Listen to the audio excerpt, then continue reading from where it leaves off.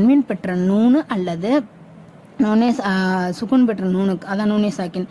இதில் எதுக்கு பின்னாடியும் லாம்ரா இல்லாமல், லாம்ரா வந்தால் தான் நம்ம குன்னா செய்யாமல் நல்ல ஒரு எழுத்தும் நல்லா புரிகிற மாதிரி வெளிப்படையாக ஓதணும், குன்னா செய்யாமல்.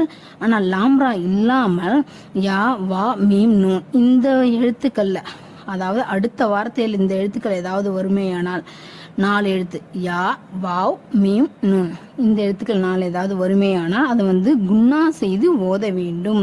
குன்னா செய்தனால என்னன்னு சொல்லியிருக்கிறேன் அப்படின்னா, குன்னா செய்துனா மூக்கில் ஓதணும். அதாவது மூக்கில் அப்படின்னா ஙா அப்படின்றத க ஙா அப்படின்றத நம்ம நான் காங்கான்னு சொல்கிறது தமிழில் சொல்கிறேன்.